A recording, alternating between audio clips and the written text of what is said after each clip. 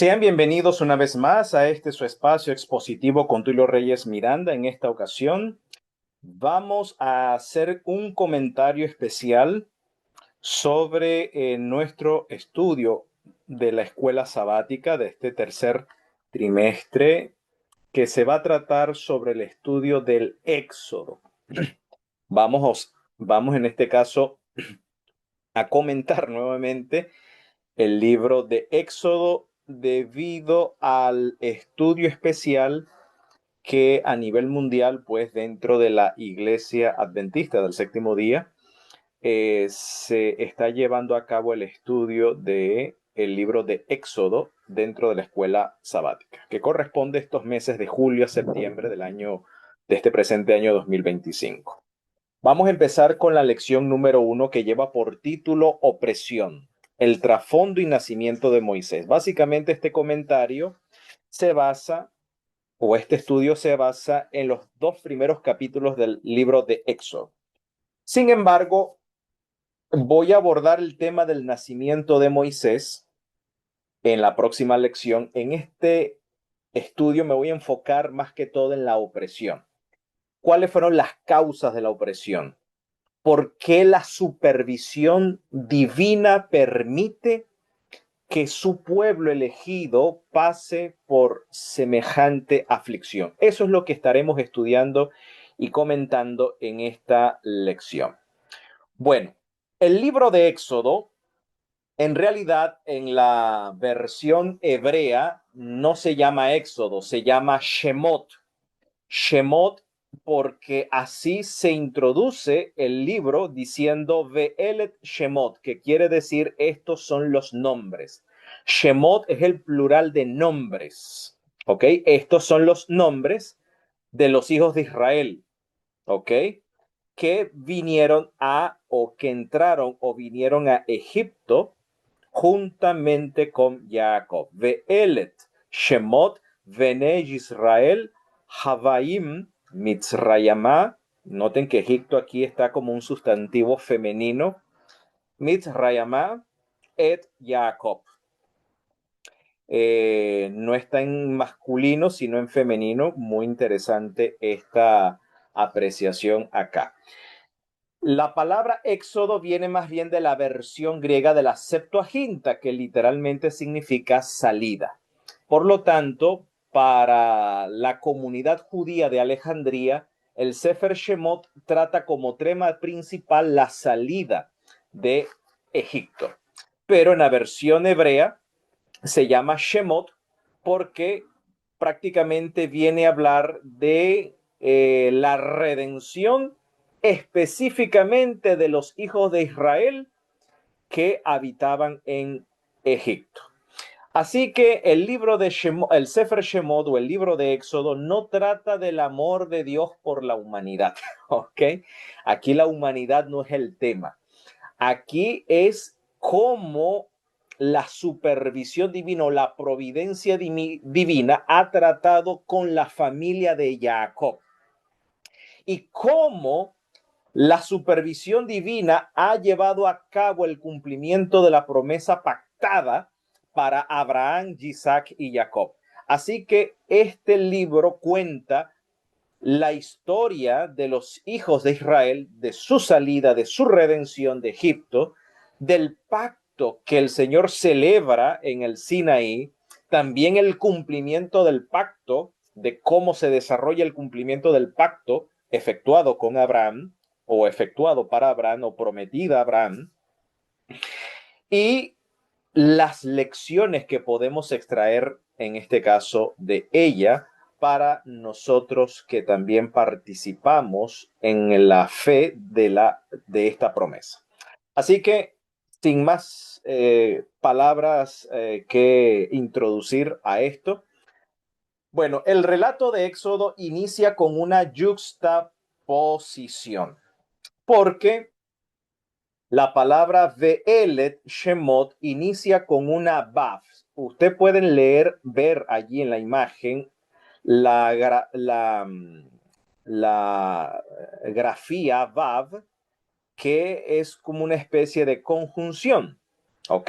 Que literalmente significa y estos, ¿ok? Y estos, Ve'elet, y estos son los nombres, ¿ok? De los hijos de Israel.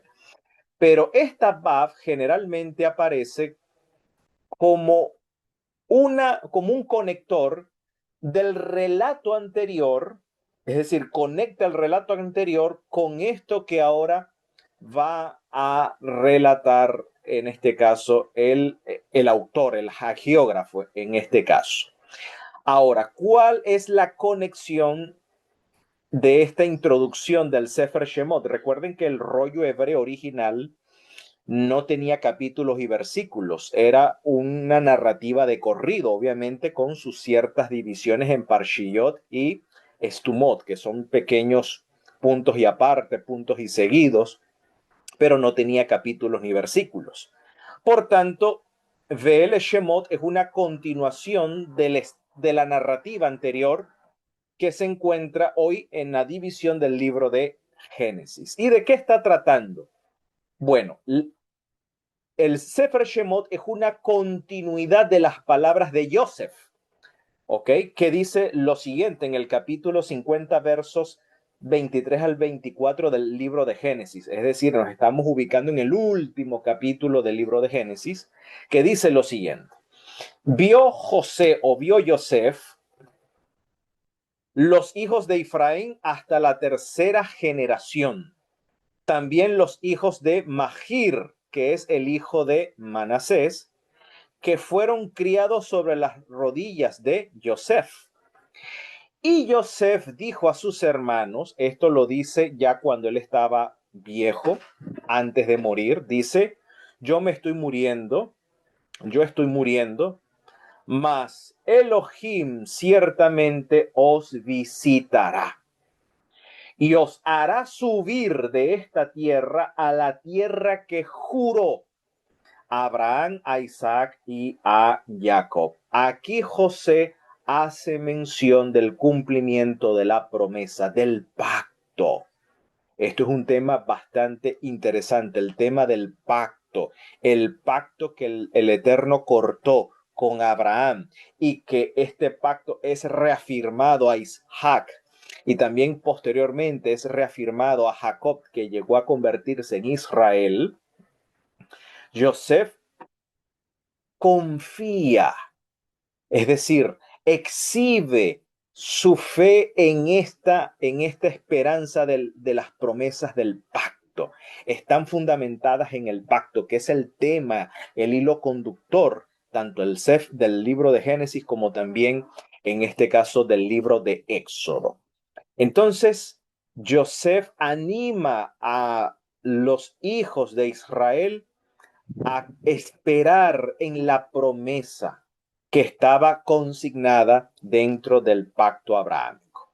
Ahora bien, el pacto abrahámico decía lo siguiente.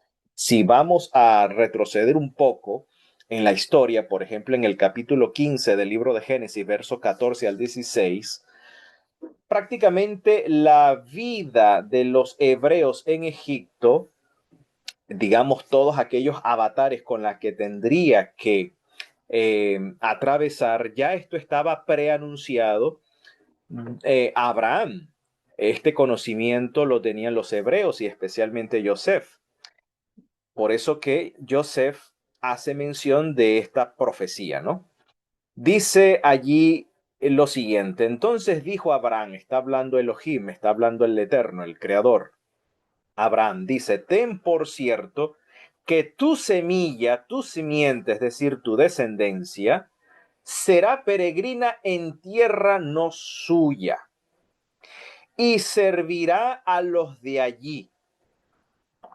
¿Ok? En este caso, no menciona el país, no dice el nombre del país, ¿ok? Pero sí menciona que Israel será peregrina en tierra no suya y que servirá a los de allí. ¿Ok? Servirá a los de allí. Y serán por ellos afligidos u oprimidos u humillados 400 años. En realidad, estos 400 años se cuenta a partir del nacimiento de Isaac, ¿ok? pero la esclavitud no dura exactamente 400 años, dura menos tiempo. Algunos comentaristas dicen 215 o quizás menos tiempo, incluso algunos comentan entre 115 años, algunos, otros le agregan 215, pero en realidad no fueron 400 años de aflicción. Fueron 400 años en que la simiente de Abraham, a partir desde Isaac, fueron peregrinos en tierra no suya, porque Isaac, aunque habitaba en Canaán, él no era dueño de Canaán, ¿ok? No era señor de Canaán, era un extranjero, era un peregrino, era un advenedizo, al igual que Jacob, al igual que su familia, ¿ok? Y luego cuando descienden a Egipto, en Gosén específicamente, ellos no son los dueños de Gosén. Es decir, que durante este tiempo Israel, 400 años, fue el peregrinaje en tierra no suya, pero la aflicción duró menos tiempo. Así que los 400 años en redondo se refiere a su peregrinación en tierra no suya, pero la aflicción es menos tiempo. Sin embargo, dice acá, más también a la gente a quien servirán, dice, juzgaré yo. Aquí habla de un juicio. Es decir, el Señor haría un ejercicio de defensoría para con los hijos de Israel debido a que a la nación donde los afligirían, el Señor ejercería una defensoría sobre la simiente de Abraham. Dice luego, aquí anuncia la redención, la Geulá, ¿ok? La Geulá, que quiere decir la redención. ¿Y en qué consiste esta redención? Dice, y después de esto, después que el Señor ejerza la defensoría, es decir, ejerza juicio, defendiendo el derecho de los hijos de Abraham, entonces dice allí, saldrán con grande riqueza, es decir, no saldrían pobres, no saldrían escasos, emigrarían con, obviamente, con abundancia, con riqueza. Y tú vendrás a tus padres en paz y serás sepultado en buena vejez, y en la cuarta generación volverán acá. Esta es la Geulá, la redención. ¿Por qué razón? ¿Por qué razón Abraham no hereda la tierra inmediatamente? ¿O por qué la simiente tendría que esperar tanto tiempo para heredar, en este caso, la tierra? Por una razón, dice, porque aún no está completada, aún no ha llegado a su colmo la iniquidad o la injusticia, la maldad del amorreo hasta aquí. Es decir, como el amorreo era quien ocupaba la tierra que los hijos de Abraham heredarían, pues la maldad del amorreo no ha llegado a su colmo. Esa es la razón. Y esto es un punto importante que marca una pauta para la profecía. Esto es interesante. Pero bueno, sigamos adelante. Así que el libro de Éxodo prácticamente viene a ser el cumplimiento, viene a relatar el cumplimiento de esta predicción. Pues la nación aquí que figura en la profecía es Egipto, se cumple en Egipto específicamente. Así que toda la historia, toda la saga del Sefer Shemot, del libro de Éxodo, o el libro de los nombres, viene a ser el cumplimiento de esta profecía. Ahora bien, el libro de Éxodo relata lo siguiente.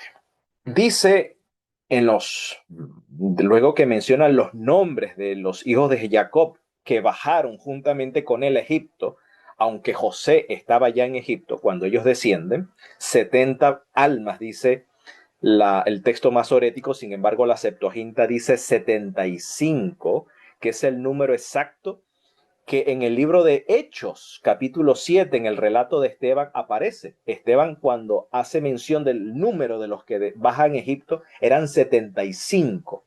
Bueno, aquí hay una variante textual entre el texto masorético que dice 70 y entre la Biblia, la versión griega de la Septuaginta dice 75. ¿Ok? Así que tenemos una variante textual allí, muy interesante. Pero según Éxodo 7, según el relato de Esteban, basado en el canon alejandrino, es decir, en la versión de la Septuaginta, la versión de los 70, dice allí que en realidad fueron 75 personas. ¿Ok? Pero bueno, el punto es, donde yo me quiero enfocar, es la época de prosperidad, la época dorada que los hebreos tuvieron en la tierra de Gosén. Porque dice, y murió Joseph y todos sus hermanos, todos los patriarcas, ¿no? Y toda aquella generación. Y los hijos de Israel crecieron y se multiplicaron y fueron aumentados y corroborados en extremo, es decir, fortalecidos en extremos. Aquí este fortalecido en extremo, corroborado en extremo, habla de riqueza. Es decir, que los hebreos llegaron a obtener el lucro en la tierra de Gosén. Y se llenó la tierra de ellos, es decir, el país de Egipto se llenó de ellos. Es decir, de hecho, la palabra multiplicar aquí en el hebreo indica, es el mismo verbo que se utiliza para la multiplicación de los anfibios. Es decir, que los hebreos pulularon como anfibios, es decir, que llenaron, avasallaron, pues. Hay una explosión demográfica en la tierra de Egipto, que no solamente hay un crecimiento demográfico, sino también incluso en prosperidad económica. De eso el texto está hablando de una prosperidad sin igual. Ahora, cuando dice acá que se llenó la tierra de ellos, esto es una nota negativa en cierta forma, porque aquí la prosperidad fue una prueba para los hebreos. No solo la adversidad, la carencia y la restricción es una prueba, también la prosperidad es una prueba. Es una prueba. Es decir, no se crea que el solamente vivir en adversidad, aunque preferimos la bonanza y pedimos el confort, y aunque nos gusta el confort, la bonanza y la prosperidad y la abundancia, y no lo otro, quiero hacer mención que en la escritura, tanto la prosperidad como la adversidad, ambas condiciones vienen a ser una prueba de fe en ambas situaciones. La prosperidad también emborracha, ¿ok? También marea y opaca la fe. Así que los hebreos vivieron la prueba de la prosperidad y esto fue una trampa mortal para muchos. De hecho, esto que subrayé aquí es una nota negativa. ¿Por qué? Una nota negativa. Porque Joseph dio un cerco a sus hermanos diciendo, y José dijo a sus hermanos y a la casa de su padre, es decir, al resto de la descendencia de sus hermanos, subiré y haré saber a Faraón y le diré, mis hermanos y la casa de mi padre que estaban en la tierra de Canaán han venido a mí. Y los hombres son pastores de ovejas, porque son hombres ganaderos, es decir, son criadores dedicados al ganado. Y han traído sus ovejas y sus vacas y todo lo que tenían. Y cuando Faraón les llame, ustedes dirán, el Faraón les va a preguntar a ustedes, ¿cuál es su oficio?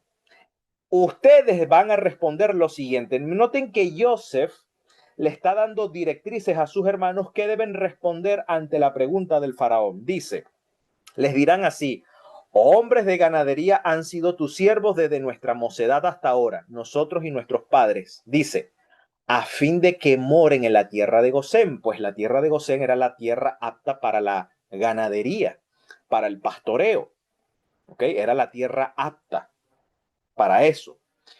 Y también Joseph lo hace con la otra razón. Dice, porque los egipcios abominan todo pastor de ovejas. Ah, Joseph dio esta instrucción, era para que los hebreos mantuvieran su identidad como pueblo peculiar.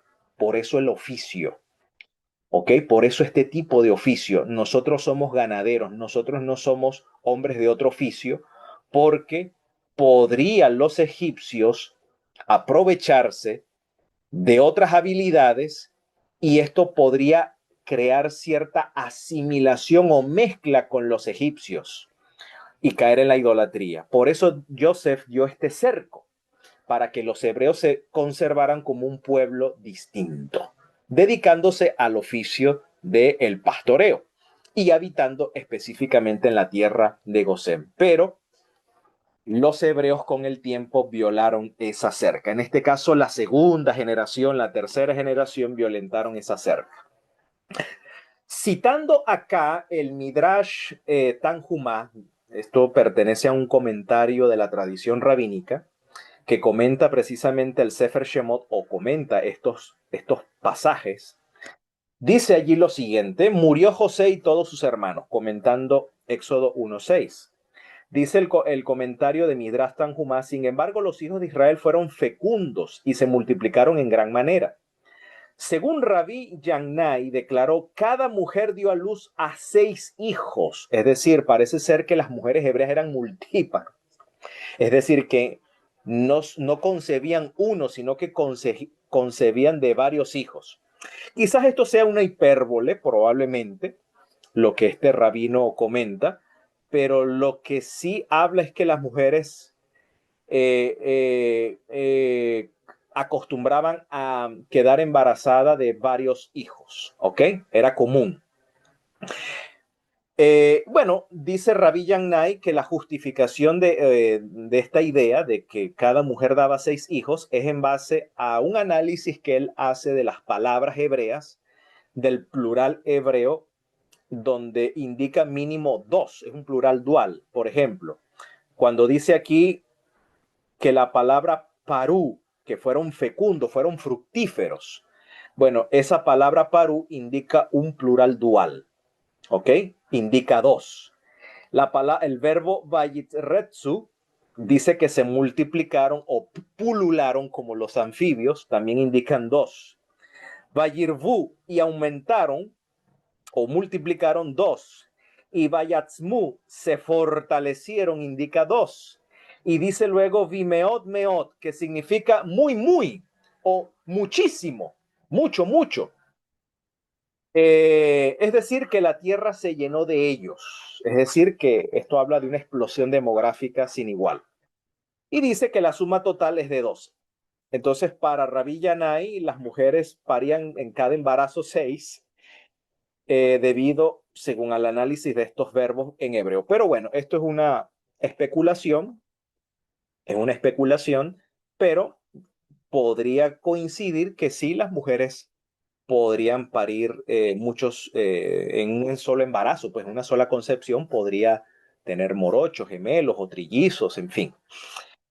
Entonces, Rabí Jonatán dijo, la tierra se llenó de ellos, implica que llenaron la tierra como ramas de caña, como ramas de junco, con las que crecen justamente en el río Nilo. Y dice, cuando los egipcios observaron esto, promulgaron nuevos decretos contra ellos, como está dicho, se levantó un nuevo rey en Egipto. Entonces, eh, aquí es donde yo quiero explicar cuál es la causa de la opresión. Aquí me voy a centrar en un momento de prosperidad. Israel tuvo prosperidad, pero esa prosperidad fue truncada. ¿Por qué razón? Bueno, la narrativa dice es porque se levantó un nuevo rey en Egipto que no conoció a José, es decir, no reconoció los méritos de la prosperidad de Egipto debido a la administración o a la gerencia de Joseph. Pero la razón no es eso. Miren, escuchen. Todo evento, toda circunstancia que nos rodea tiene una raíz espiritual. Sea la adversidad o sea la prosperidad, todo tiene una raíz espiritual. O sea, toda la vida física, toda la experiencia física tiene una raíz espiritual. Esto que sucedió a los hebreos, este cambio de circunstancia de la prosperidad a la adversidad, aunque su crecimiento demográfico en tiempos adversos no disminuyó, sino que todavía se incrementaba aún más.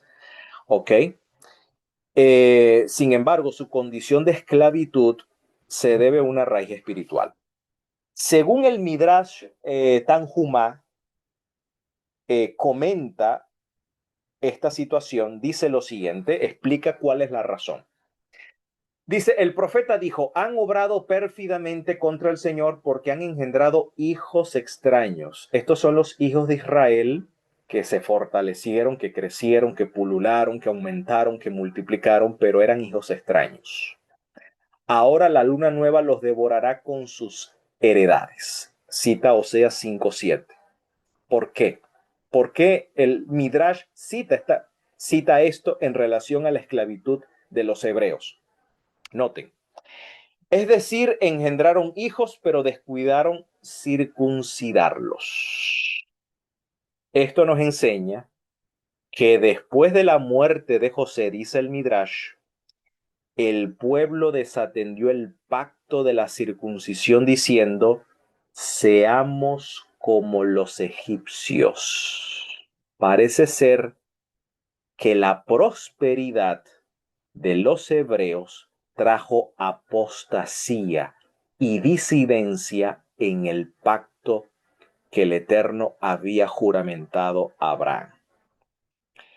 Es decir, que esta generación dijo, seamos como los egipcios. Cuando el santo bendito sea observó esto, es decir, Hakadosh Baruj Hu observó esto, reprimió el amor que les tenía, como está dicho, citando el Salmo 105:25, que dice, volvió el corazón de ellos, es decir, hubo un tiempo en que los hebreos gozaron del favor de los reyes de Egipto, de los faraones, o del faraón, gozó el favor de ellos, pero el corazón del faraón cambió. Por eso dice, volvió el corazón de ellos, es decir, de los egipcios, para que aborreciesen a su pueblo. Hubo un cambio de circunstancias. Noten, esto está en armonía con lo que dice Ezequiel 20:33 al 36, que dicho sea de paso, el capítulo 20 de Ezequiel relata la historia del Éxodo, relata la historia de los hebreos en Egipto.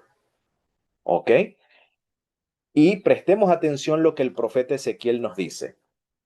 Porque ustedes dicen, seamos como las naciones, como los gentiles, como las naciones, como la familia de las naciones, sirviendo a la madera y a la piedra. Esto es el pueblo de Israel. Ustedes dicen, seamos como las naciones, como las familias de las naciones, sirviendo a la madera y a la piedra. Esto habla de la apostasía de Israel.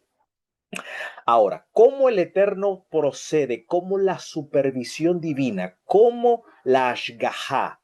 ¿Cómo la supervisión o la providencia divina opera en esta situación? Note lo que dice el profeta Ezequiel. Vivo yo, dice el Señor, que con mano fuerte y brazo extendido y enojo derramado, tengo que reinar sobre ustedes. Es decir, el Eterno ejercería una soberanía, ejercería una supervisión, una actuación, pero una actuación de rigor sobre el pueblo.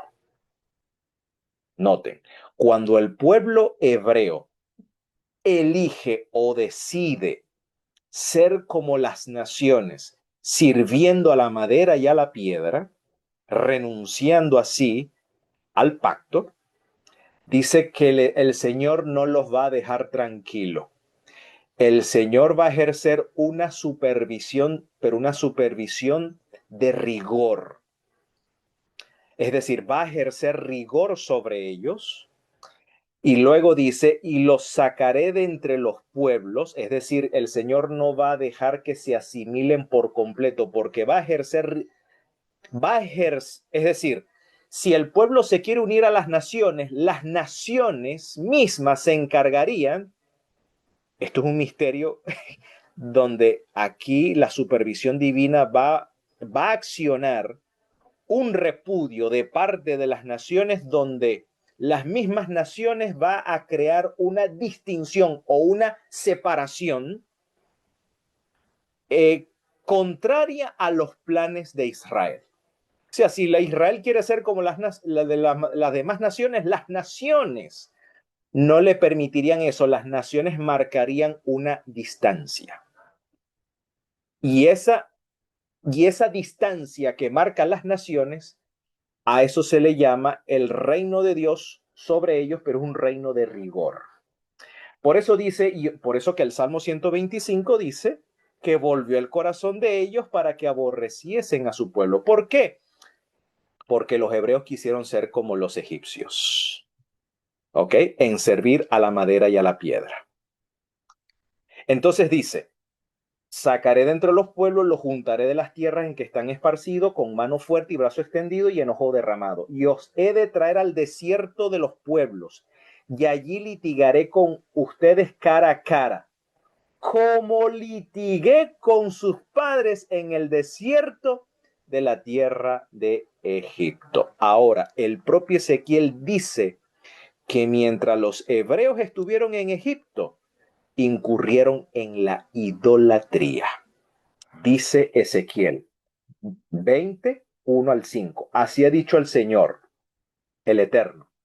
El día que escogí a Israel y que alcé mi mano por la semilla de la casa de Jacob, por la descendencia de la casa de Jacob, y que fui conocido de ellos en la tierra de Egipto, cuando alcé mi mano a ellos diciendo, yo soy el Señor su Dios, dice, aquel día que les alcé mi mano, que los sacaría de la tierra de Egipto a la tierra que les había provisto, que fluye leche y miel, la cual es la más hermosa de todas las tierras, la más fértil, en realidad, de todas las tierras. Entonces les dije, note, esto era cuando Israel estaba en Egipto. El Señor envió un mensaje a través de sus mensajeros, seguramente a través de sus ancianos, a través de los profetas como Moisés, Aarón, Miriam. Les dije, cada uno eche, Amram, el padre, que era un hombre fiel, el padre de Moshe, de Moisés, de Aarón y de Miriam, dice, cada uno eche de sí las abominaciones de sus ojos y no se contaminen con los hijos de los ídolos de Egipto. Noten, aquí está, esto está clarito, esto está contundente. El profeta Ezequiel dice que mientras los hebreos estuvieron en Egipto, incurrieron en la idolatría. Pero ¿qué hicieron ante esta llamada? Mas ellos se rebelaron contra mí y no quisieron escucharme. No echó de sí cada uno las abominaciones de sus ojos, ni dejaron los ídolos de Egipto. Wow. O sea, hubo una apostasía que justificó precisamente su esclavitud. Y dije que derramaría mi ira sobre ellos para cumplir mi enojo en ellos en medio de la tierra de Egipto. El problema es cómo el Eterno derramaría su ira para destruirlos si ya le había prometido a Abraham sacarlos de allí con gran riqueza, de ajusticiar a la nación opresora y sacarlos de allí con gran riqueza. Entonces dice, con todo, a causa de mi nombre, noten, con todo y eso, el Eterno actuó por causa de su nombre, por el honor de su nombre, para que no se infamasen los ojos de las gentes en medio de las cuales estaban, en cuyos ojos fui conocido de ellos. Hice o actué para sacarlos de tierra de Egipto. Los saqué pues de la tierra de Egipto y los traje al desierto. Es decir, que esto fue una acción de gracia. El Eterno actuó por causa de la santidad de su nombre. El Eterno se encargó de hacer Kiddush Hashem, de santificar el nombre, al pasar por alto la idolatría del pueblo y aún así llevar a cabo la promesa juramentada a Abraham. Esto es gracia. Esto es gracia. Ahora entonces podemos entender por qué, dice el texto, se levantó entre tanto un nuevo rey sobre Egipto que no conocía a Yosef. No es que no lo conocía, sino que no reconoció sus méritos, el cual dijo a su pueblo, he aquí el pueblo de los hijos de Israel es mayor y más fuerte que nosotros. Es decir, este rey buscó una justificación, pero este accionar del rey de Egipto, era lo que dice el Salmo 125. El Eterno, por así decirlo, volvió el corazón de los egipcios para que aborreciesen a su pueblo. No porque Dios odiara a su pueblo, no. La intención era que el pueblo reconociera su error, reparara su error y se volviera al pacto. O sea, la intención era una intención de redención. Por eso la aflicción allí. Es decir, esto no fue algo fortuito, como que esto lo tomó al Señor por sorpresa. No, el Señor estaba dirigiendo los acontecimientos en cumplimiento a la promesa del pacto juramentado a Abraham. Solo que la prosperidad que ellos tuvieron en Egipto fue una prueba. O sea, tanta era la bonanza y la prosperidad que los hijos de Israel no querían regresar a Canaán, porque regresar a Canaán implicaría dejar el confort, dejar la comodidad para volver o regresar a un país y empezar de cero. Era como volver a una tierra y empezar de cero. Aquí estamos tranquilos, estamos bien, estamos enchufados, tenemos el favor del rey. Ah, ahora tienen el favor del rey, ahora no, te le voy a levantar un nuevo faraón que, que les va a hacer la vida difícil. Y van a aborrecer a Egipto y van a querer salir de aquí y regresar a la tierra. Es decir, como que el Eterno estaba forzando la situación. ¿Ok? Pero en realidad era para el bien de ellos, para el bien del pueblo de Israel, porque Israel era un pueblo con misión. O sea, la identidad de Israel tenía una misión, una razón de ser. Entonces, ¿cuál fue la justificación del nuevo rey del nuevo rey de Egipto sobre los hebreos? Bueno, he aquí el pueblo de los hijos de Israel es mayor y más fuerte que nosotros, es decir, han crecido en número y además han sido prósperos. Ahora pues seamos astutos para con él, para que no se multiplique. Vamos a tomar medidas para detener su crecimiento demográfico, no sea que acontezca que viniendo la guerra, él también se junte con nuestros enemigos y pelee contra nosotros. Es decir, vamos a tomar medidas para detener su crecimiento, detener la demografía, uno. Número dos, evitemos la disidencia, no sea que pelee contra nosotros, y se vayan de la tierra. Es decir, vamos a aprovechar sus habilidades para también enriquecernos nosotros, ya que ellos son hombres hábiles para crear prosperidad y el pueblo de hebreo tiene esa virtud, ¿ok? Que donde los pongas ellos son tenaces para crear prosperidad. Bueno, vamos a aprovechar esa habilidad que ellos tienen, esa virtud que ellos tienen para enriquecernos nosotros, para que no se vayan de la tierra, ¿ok? Ahora, ¿por qué el rey menciona esto de la guerra? No sea que Israel se una a la guerra. Bueno, en la literatura judía no canónica, bueno, aunque sí, este documento sí es canónico, pero en la tradición de los etíopes, ¿ok? En la Biblia de los etíopes, el libro de jubileos es un libro canónico. No está dentro del canon palestinense, del canon del texto masorético, pero sí está en el canon de los egipcios, en este caso de los etíopes, quiero decir, ¿ok? De la comunidad judeocristiana o la comunidad cristiana de los etíopes, tienen el libro de los jubileos como un libro canónico.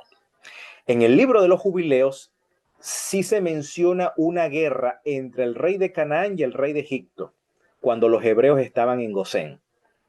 El libro de Jubileos, en el capítulo 46, 9 al 13, se menciona una guerra entre Canaán y Egipto. Dice, salió el rey de Egipto a combatir con el rey de Canaán, porque Egipto quería conquistar a Canaán. Dice, en el jubileo séptimo, perdón, en el segundo septenario, en el segundo año. Y los hijos de Israel, noten, sacaron los huesos de todos los hijos de Jacob, menos los de José, y los enterraron en un despoblado en la cueva de Macpela en el monte, es decir, Macpela es en Canaán. Es decir, que hubo un grupo de hebreos que sacaron los huesos, según el relato aquí de Jubileos, tomaron los huesos de los patriarcas, excepto los de José, y los enterraron allá en Macpela, junto a Abraham, a Isaac y a Jacob, allá en el monte, allá en Canaán. Dice, muchos de esos hebreos que llevaron a enterrar esos huesos allá a Canaán, muchos volvieron a Egipto, pero hubo unos pocos que se quedaron en el monte Hebrón. O sea, hubo algunos hebreos que emigraron a Canaán y se quedaron en Canaán. Y con ellos, tu padre Amram. Amram es el padre de Moisés.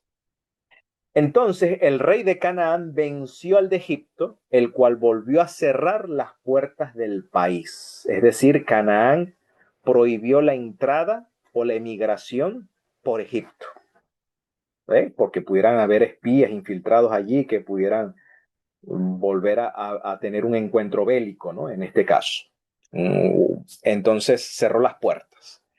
Entonces, esto llevó a que el rey de Egipto concibiera ideas perversas contra los hijos de Israel para atormentarlos. Como el rey de Egipto se enteró, el nuevo faraón se enteró que algunos hebreos se quedaron en Canaán, el rey de Egipto interpretó esto como una traición. Ah, se quedaron en Canaán, a lo mejor están armando alguna treta, algún plan para contraatacar y aliarse, ¿ve?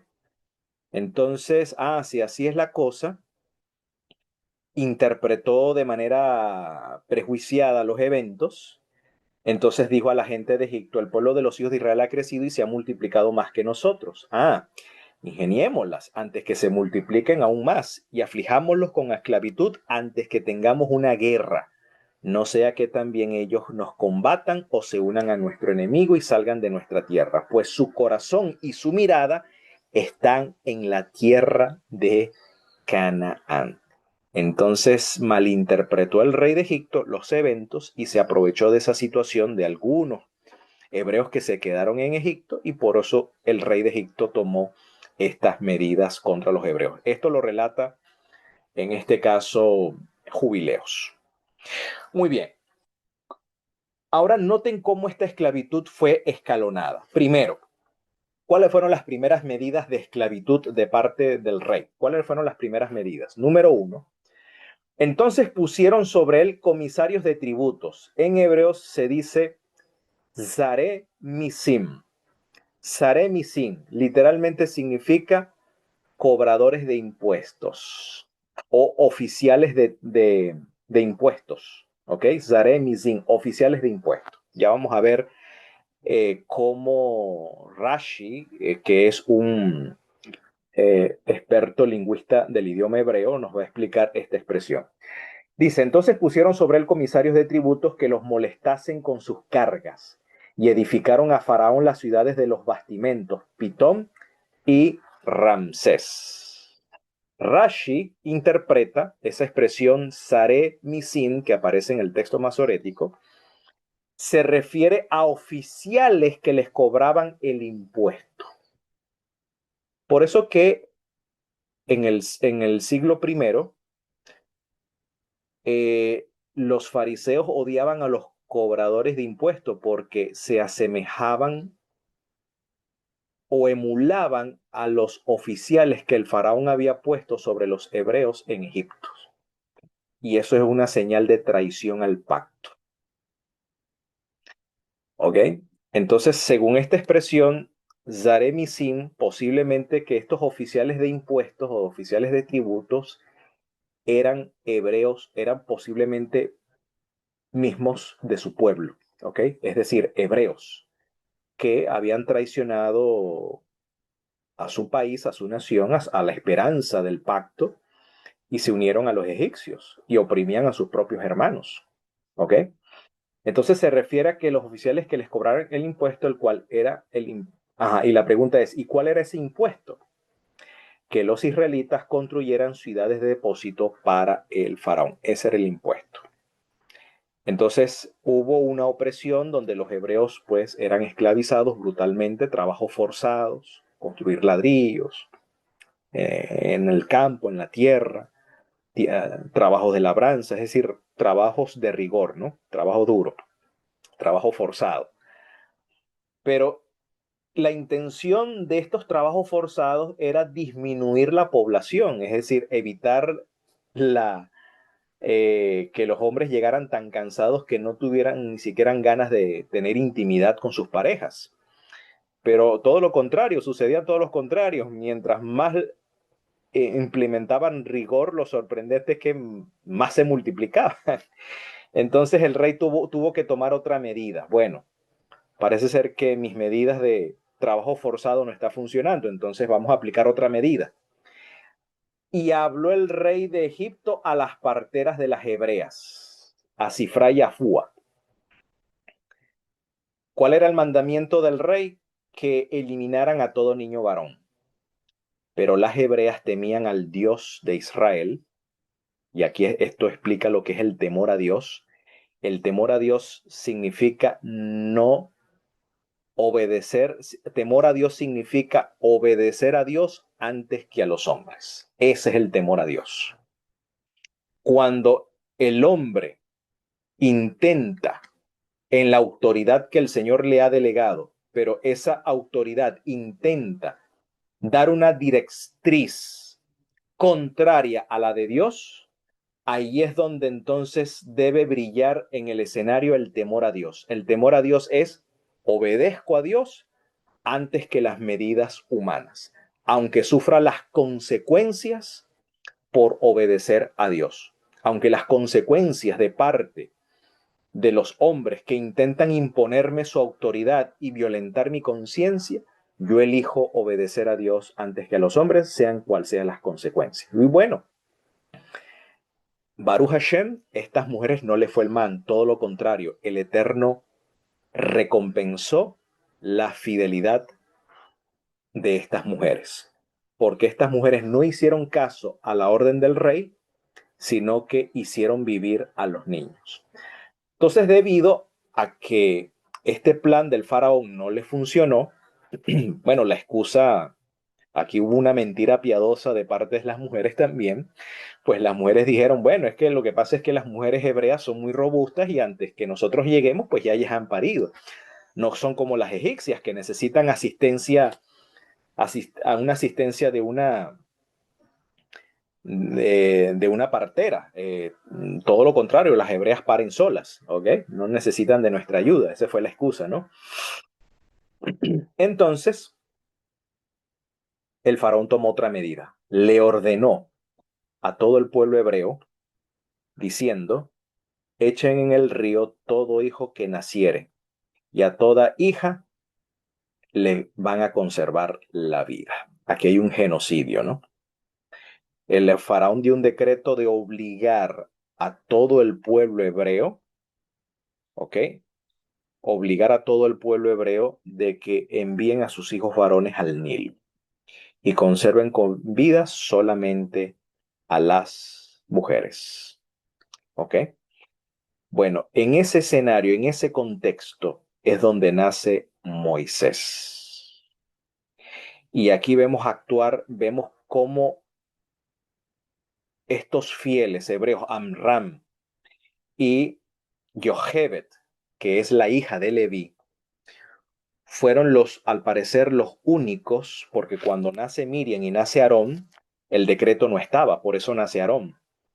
Pero el decreto del faraón entra en vigencia cuando Jochebed queda embarazada de Moshe. Entonces, al nacer Moshe, ver que es varón, pues, ¿qué hace? Porque obviamente también estaba en riesgo su integridad si ellos desacataban la orden del rey de Egipto. Entonces aquí ellas ejercen fe. Bloquea el teléfono. Entonces vemos cómo actúa, cómo brilla en este relato el temor a Dios. Por un lado, por un lado vemos cómo brilla el temor a Dios y por otro lado cómo brilla la fe en este contexto tan adverso como es el genocidio. Entonces Hebreos 11:22 nos registra o nos cuenta esa acción heroica de parte de los padres de Moisés, de Amram y de Jochebed, cuando dice, por la fe, Moisés, ya nacido, fue escondido de sus padres por 3 meses, porque le vieron, porque le vieron que era un niño hermoso, era Tov, dice en el hebreo, era Tov, era hermoso, y no temieron el mandato del rey. Entonces, según la narrativa, ellos prepararon una canasta de los juncos, de las cañas, de los papiros, como dice la Septuaginta, del que crecía en el río Nilo, hicieron una canasta, una teiba, y pues colocaron el niño en el río con la esperanza de que algún egipcio pudiera caer en gracia el niño y algún egipcio lo pudiese adoptar y de esa manera salvar la vida. Y bueno, ángeles de Dios dirigieron esta canasta hasta el hogar de la princesa Hatshepsut, ¿ok? O Vitia, como aparece en el libro de las crónicas. El libro de las crónicas aparece su nombre en versión hebrea, ¿no? Vitia. Así se llamaba, en nombre egipcio Hatshepsut. Eh, Llegó a ser en este caso la madre adoptiva de Moisés. Y bueno, ya ustedes conocen el relato de cómo fue a parar la vida de Moisés en el palacio. Pero bueno, culmino en esta sección cuando dice, aconteció que después de muchos días murió el rey de Egipto, ese rey que dio esos nuevos decretos de opresión, y los hijos de Israel suspiraron a causa de la servidumbre y clamaron. Aquí los hijos de Israel claman al Dios de Abraham, al Dios de Isaac y al Dios de Jacob. Y subió a Dios el clamor de ellos con motivo de su esclavitud. Y oyó Dios, Elohim, el gemido de ellos, y se acordó de su pacto con Abraham, Isaac y Jacob. Y miró Dios a los hijos de Israel y los conoció Dios. ¿Por qué dice los conoció Dios? Quiero citar a esta autora, a la autora Elena White, en su libro Patriarcas y Profetas, Historia de la Redención en la página 115, donde todo lo que hemos dicho, todo lo que hemos comentado, los textos de Ezequiel, ¿ok?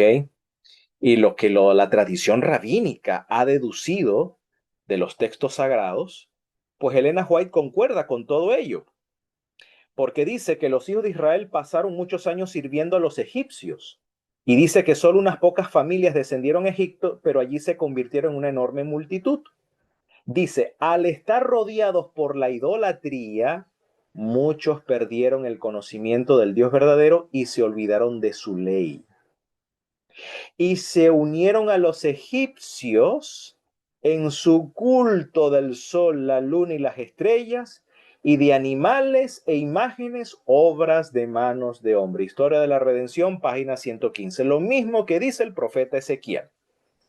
Y lo mismo que dice el Midrash Tanhumá, los comentarios rabínicos. Coincide todo perfectamente. En el mismo libro, en la misma página, Historia de la Redención, relata ella, todo lo que rodeaba a los hijos de Israel había sido calculado para que se olvidaran del Dios viviente. Era una prueba, noten. Pero había entre los hebreos algunos que conservaron el conocimiento del Dios verdadero, entre ellos Amram y Jochebed, ¿ok? Creador del cielo y de la tierra. Estos se lamentaban de que sus hijos cada día presenciaran las abominaciones de los idólatras que los rodeaban y aún participaran de ellas para inclinarse ante las deidades egipcias, hechas de madera, de piedra y de ofrecer sacrificios a esos objetos inanimados. Los fieles se afligían. Los fieles eran estos que clamaban acá en Éxodo capítulo 2, estos que clamaban a Dios por su servidumbre y que Dios escuchó el clamor de ellos y los miró y los conoció, se refiere a los fieles, no a los apóstatas, sino a los fieles. ¿Ok? A los fieles. Los fieles se afligían y en su angustia clamaban al Señor que los rescatara del yugo egipcio, del yugo político, que los sacara de Egipto, pero también para que pudiesen librarse de la idolatría y de las influencias corruptoras que los rodeaban. Es decir, clamaban por liberación del yugo opresor político, pero también del yugo de la religión, del yugo del pecado, del yugo del error, del proceder de los hebreos. Así que hay una doble liberación, tanto del pecado, del error del procedimiento, como también del yugo político. O sea, aquí hay un clamor por una doble liberación.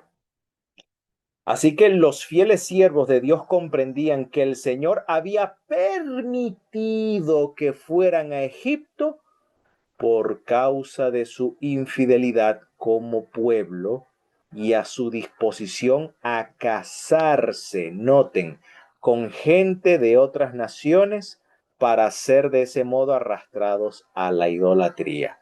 La razón de su esclavitud en Egipto no fue fortuita, no fue algo casual, no fue algo que tomó a Dios por sorpresa, no. La razón de ello fue su idolatría, su propia apostasía. Y el Señor decidió regir los acontecimientos con rigor para mover a los fieles, a mantener su fidelidad, y a través de su fidelidad el carácter de Dios fuese conocido en medio de la apostasía, que la luz de la fe de los fieles pudiese brillar en medio de la apostasía. Y esa fue la razón por la cual Dios decide y elige intervenir a favor de estos fieles que clamaban día y noche por su emancipación. Así que, mis queridos, hasta acá el comentario de esta historia de la opresión de Egipto, cuál fue su causa, ¿ok? Y cuál fue la razón por la cual el Señor intervino, porque los fieles oraban por una liberación de sus hijos, del pueblo de Israel, del error en que habían incurrido, ¿ok? Del error de las influencias corruptoras de la idolatría, pero también del yugo opresor político. Así que la redención va en esas dos líneas. Hay una redención política del poder que los domina, pero también hay una redención espiritual, es decir, del error del proceder. Es decir, hay un tikkun, hay una rectificación de parte del pueblo de Dios, de los fieles en este caso.